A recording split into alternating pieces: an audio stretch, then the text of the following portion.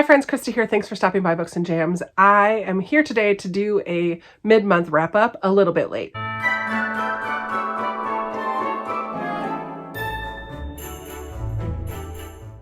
It is the 18th today when I'm filming this, and I've already read 10 books this month, and I just couldn't wait any longer to tell you about the 10 books that I have read, because who knows if I'm going to read that many in the second half of the month as well.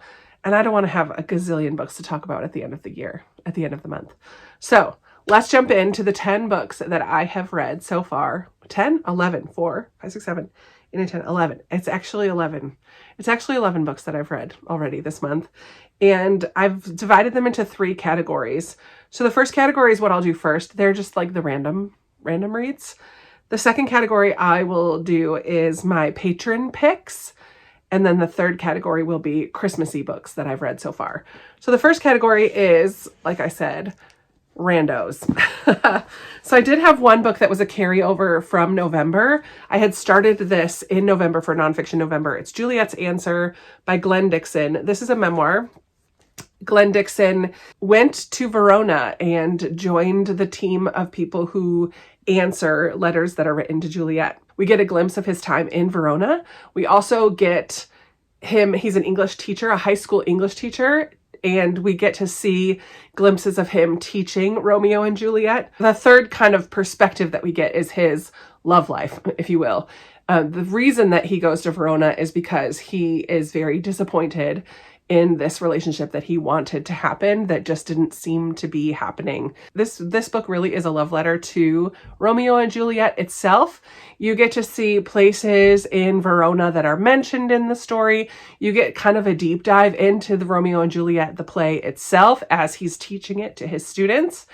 And also just how the story of Romeo and Juliet impacts him and how answering these letters of people who are questioning their own love stories and how answering those people's letters affects him and helps him to think and process his own life.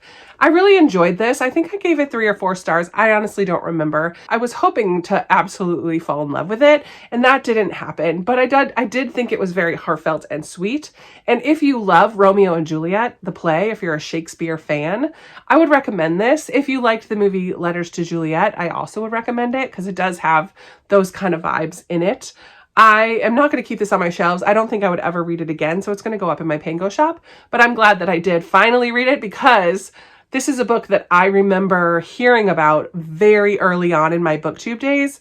Brie from Falling for Romance on Instagram, she used to have a YouTube channel and she talked about this book years and years ago, and it has not left my mind since. And when I finally found it at a thrift store, I was very excited. I was very excited to finally have it and read it.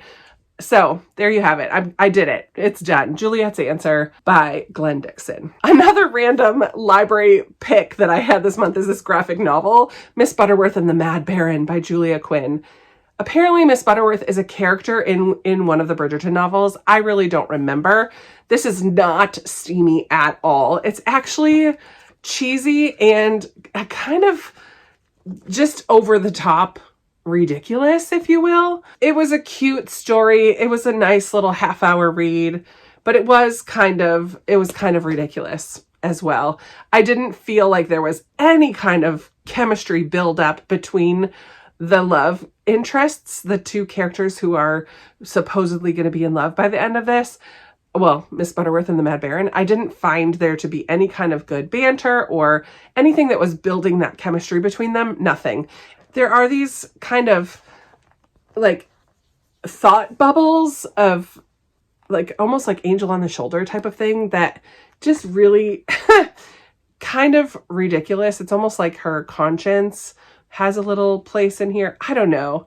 I just found it to be ridiculous. I think I ended up giving it 2 stars. I didn't really like it, but it was a fun kind of break from some nonfiction that I was reading. And then the third kind of random book that I picked up is one more that's on my NetGalley, but it's also one of my Christmas book exchange books from either last year or the year before. That's 80 Days to Elsewhere by Casey Dyer. This is the story of Ramona, whose she lives with her uncle and his partner, and they run a bookstore. She works at the bookstore that they own. And right at the very beginning, the bookstore is in dire straits, and she wants to do her part to kind of help out and save the bookstore.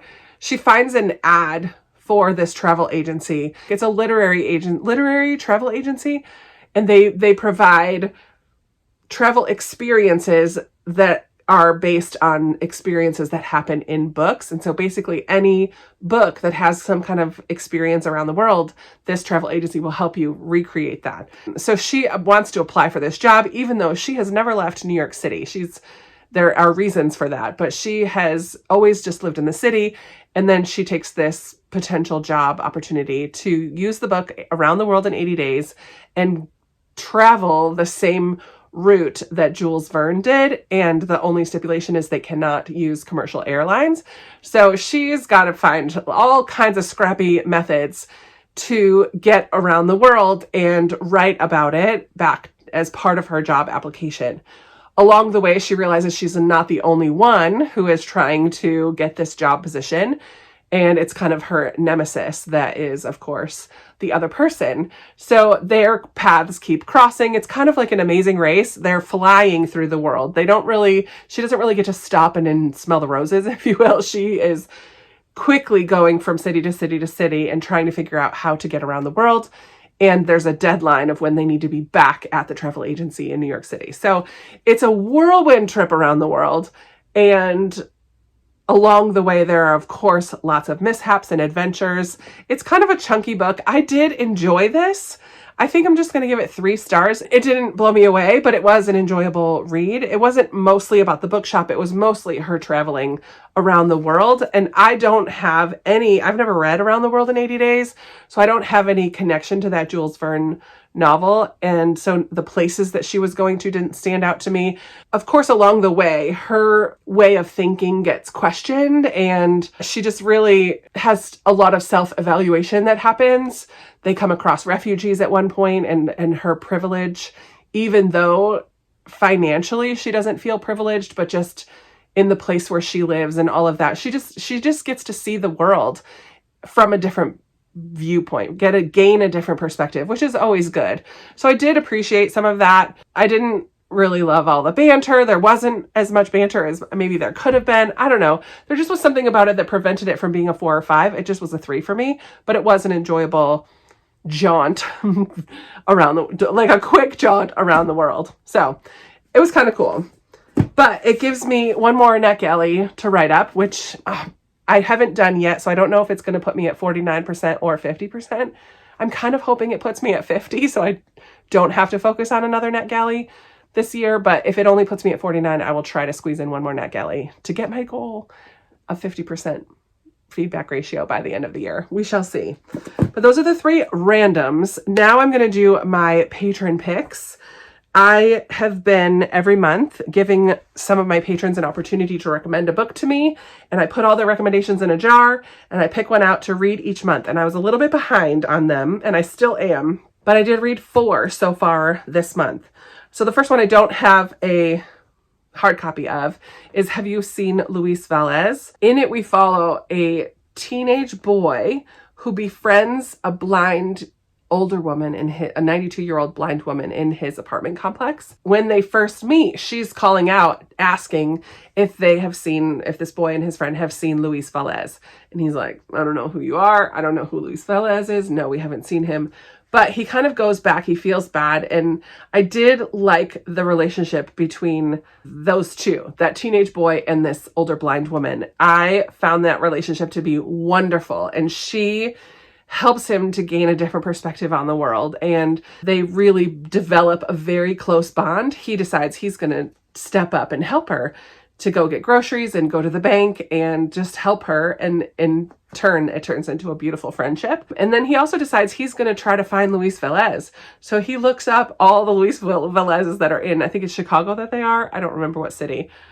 And he starts to track them down to try to find the actual Luis Velez. That part of the story was very interesting to me.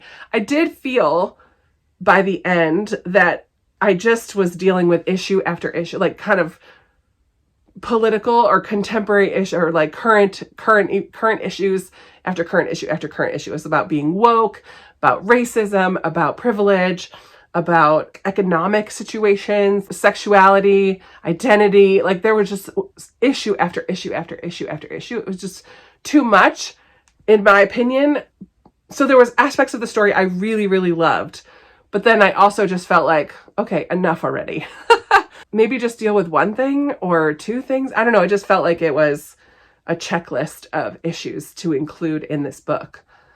And I don't ever really like that. So I think I ended up giving it 4 stars, maybe 3 or 3.5. I don't remember. But I'm glad that I read it. I never would have come across that book had I not been recommended it. So that's fun. Another one of my Patron picks was a nonfiction, The Other Wes Moore by Wes Moore. This is a memoir about 2 men whose names are Wes Moore, who grew up within blocks of each other, but their lives took very different turns. One of them ends up in prison and the other is pretty well-to-do. They had hung out on similar street corners. They got in trouble when they were younger, but because of different events, their lives just ended up taking different directions. But then the Wes Moore who wrote the book learns about the other Wes Moore and they develop a relationship. I don't know that you would even really call it a friendship, but an acquaintance and a respect for each other. And it just is the story of how Wes Moore met the other Wes Moore and how their lives ended up so drastically different, even though one very easily could have been the other. And just about that. Yeah, again, this is not one that nonfiction and I don't always get along, but I think I ended up giving this one 3 stars as well. There were times that I was a little bit bored by it, but it was a very interesting story. It is also going to go in my Pango shop, though. Not going to keep that one on my shelves. I listened to the audiobook of Greenwood by Michael Christie. This was so interesting. I think I ended up giving this one 4 stars. What a chunker this one is. Man, I've read a lot this month. This was really cool in the way that it's structured. I think that is something that stands out about it. It starts in the year 2038, I believe. And then like you're traveling the rings of a tree, it kind of jumps back a generation and then another generation and then another generation. And then you're at the middle and you kind of go back out to the edge. So the year 2038 starts the story and ends the story. And then next to that on either side, we have the next generation and the next generation. So we follow the Greenwood family through all of these different time periods. I think it was 4 generations in. And you just learn about this family and the family secrets and how choices that one generation made affected generations later. And also this kind of 2038 world where trees are almost non-existent. There are small oases around the world, and Greenwood Island is one of them. And it just was very interesting. Usually if somebody says this is a generational family drama, I'm out. I don't really care for that type of a story. But because of the way this was structured, it was a little bit different. And there was these secrets and mysteries, and the drama was such that I was interested all the way through. I did end up giving this 4 stars, like I said, and I really enjoyed it. I'm glad that I read that one. And then the last Patron pick that I read was a middle grade, Frost Heart by Jamie Littler. And I think Lee from Australia, my friend Lee from Australia, put this in the bucket. Or I think she recommended this 3 or 4 times. Like she kept recommending this one. Finally, I read it and I really enjoyed it. This is definitely a fantasy. In this book, we follow Ash, who is an orphan who very early on learns that he is a song weaver, and song weavers are feared and looked down upon by the majority of else in the world. In this world, it's kind of a cold world, and there are these little settlements around, surrounded by ice, and in the ice and in the snow and the wastelands, there are these creatures that are incredibly dangerous. So people stay in their settlement. So Ash is in this settlement. His parents left on an adventure. There are ships that travel the wastelands. His parents left on a ship a long time ago and left him here in safety, so they thought. But he early on learned that his song weaving can communicate and control to a degree some of these evil creatures in the wastelands. And so he protects a boat that's coming in by singing, and everyone else is like, what? You're a song weaver? Get out of here. And they actually do kick him out. He manages to hitch a ride on the Frost Heart, which is this boat that came to his settlement. He gets to know the people of this crew, most of whom like him. He has this Yeti, this abominable snowman, who becomes his guardian, who tries to teach him to connect with nature and to listen to the I forget the word for it, but to try to teach him how to use his powers, but does it in a very slow and thoughtful way. Someone aboard the Frostheart wants to teach him how to like take the power and use your anger and passion to control your song weaving. And he has to kind of figure out what he wants to do about all that. So they go on all these adventures. It was a lot of fun. I absolutely loved that throughout the book, there are tons of illustrations, both kind of chapter headers and small pictures on part of the page. Yeah, there are also like bigger illustrations as well. And the illustrations are fantastic. So good. They made reading this book so much fun. It was quite an adventure. And I immediately put books 2 and 3 on hold at the library. So I'm diving right into the next one, probably this month, because I really enjoyed learning about Ash and song weaving and his story. It was a lot of fun. I'm so glad I finally read it. So glad. But before I finish up here, let's talk about the 4 Christmas books that I've read so far this month. I will go from least favorite to favorite. So least favorite is going to be a Jenny Colgan, surprisingly enough. I usually like her books, but this is Christmas on the Island, and I did not care for this one. Actually, I think I gave this one 2 stars as well. I don't really hand out 2 stars all that often. But there was a lot more language and sexual content in this one, and I just don't remember that being a big part of her other books, but it was in here quite a bit, especially the language. I was like, Jenny, chill with the language. I really didn't like it. Oh, and also one more of the storylines is about a man who is a refugee with his 2 little boys, but his wife is still in the country that he fled from, but he starts up a sexual relationship with someone else in the town. And I just didn't really care for that. It felt icky to me. Yeah, overall, I would not recommend this book. I know Jenny Colgan has a lot of other Christmas books as well, but I just cannot recommend Christmas on the Island. I just didn't like it. It did have a lot of Christmassy vibes. I will say that. That was nice, but I didn't like that one. I also wasn't a huge fan of Christmas in Silver Springs by Brendan Novick.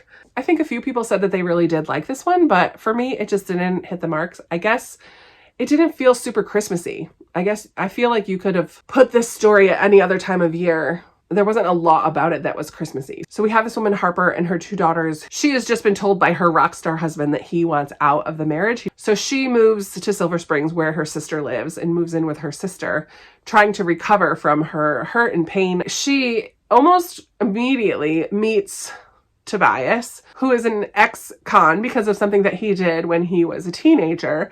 And he sees her in the diner and she just looks really sad. So he gives her a rose, blah, blah, blah. Her sister takes the girls for a few days away and just tells her to just relax and chill. She runs into Tobias again. And then like stays with him. And they start this relationship. The whole thing takes place over a week. And in that week, she realizes how much her rock star husband walked all over her and took advantage of her. And she just needs a man like Tobias. It was total insta-love. And I get, like, she realized some good things about herself and about her relationship. Because, of course, as soon as her ex-husband learns about this other guy, all of a sudden he wants her back.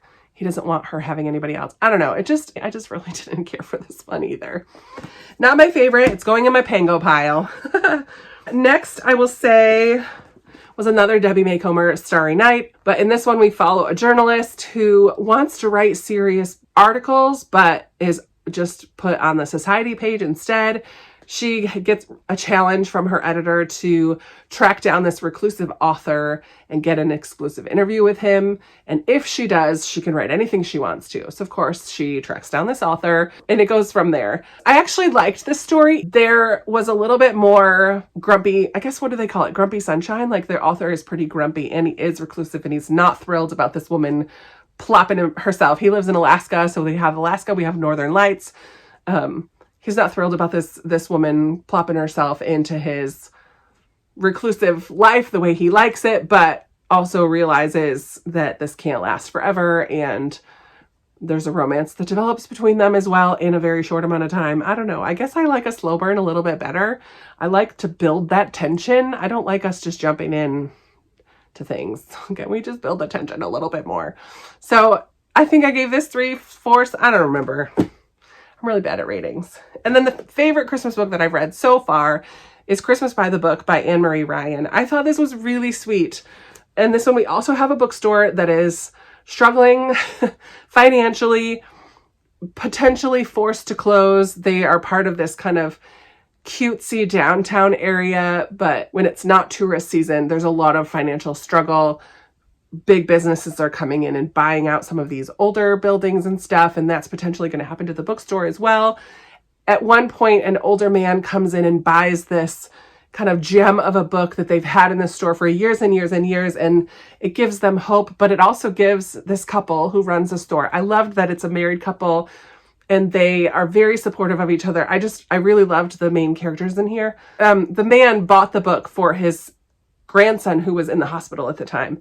And it gives this couple an idea to run a little contest and request people to recommend someone else to receive a book who's having some tough times. So they pick 6 Christmassy books. They wrap them up, and without knowing who's getting which book, they deliver these books to people in town.